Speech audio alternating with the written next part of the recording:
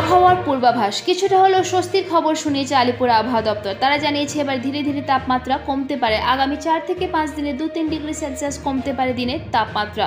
আরও কি বলছে আলিপুর আবহাওয়া দপ্তর, চলুন দেখে নেওয়া যাক এক নজরে।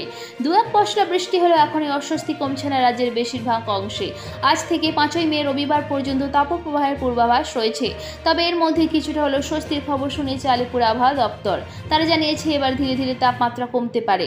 আগামী 4 থেকে 5 দিনে 2-3 ডিগ্রি সেলসিয়াস কমতে পারে দিনের তাপমাত্রা। আজ বৃষ্টির সম্ভাবনা রয়েছে 24 পরগনা এবং পূর্ব মেদিনীপুরে। 6ই মে অর্থাৎ আগামী সোমবার থেকে 8ই মে বুধবার পর্যন্ত কলকাতা সহ গোটা রাজ্যে বজ্রবিদ্যুৎ সহ বৃষ্টির সম্ভাবনা রয়েছে।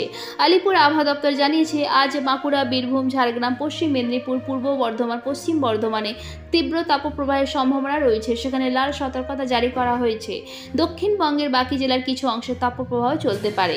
বীরভূম, মুর্শিদাবাদ, নদিয়া জেলাতে রাতেও মিলবে না স্বস্তি। সেখানে রাতের তাপমাত্রা দিনের থেকে খুব একটা হেরফের হবে না, কিছুটা হলেও কমবে না।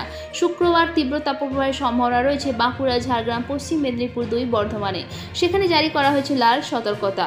বাকি জেলার কিছু অংশে শুক্রবার তাপপ্রবাহের পরিস্থিতি তৈরি হতে পারে। শনিবার বাঁকুড়া, ঝাড়গ্রাম, পুরুলিয়া, পশ্চিম মেদিনীপুর, 2 বর্ধমানের কিছু অংশে চলতে পারে তীব্র তাপপ্রবাহ। ওই জেলাগুলির বাকি অংশে তাপপ্রবাহ চলতে পারে। রবিবারও দক্ষিণের প্রায় সব জেলাতেই তাপপ্রবাহের সম্ভাবনা রয়েছে। জারি করা হয়েছে হলুদ সতর্কতা। সেই সঙ্গে 24 পরগনা, নদিয়া, মুর্শিদাবাদে হালকা ঝড় বৃষ্টির সম্ভাবনাও রয়েছে। এই কদিন তীব্র গরম থাকবে উত্তরবঙ্গের কিছু জেলাতেও। মালদহ, 2 দিনাজপুরে আজ তীব্র তাপপ্রবাহের সম্ভাবনা রয়েছে। মালদহে রাতেও থাকবে অস্বস্তি, গরম একটুও কমবে না। শুক্রবার ওই 3 জেলায় তাপপ্রবাহ হতে পারে। ওই দুদিন জলপাইগুড়ি, কোচবিহারে তীব্র গরম থাকার পূর্বাভাস রয়েছে। সঙ্গে থাকবে অস্বস্তি গরম।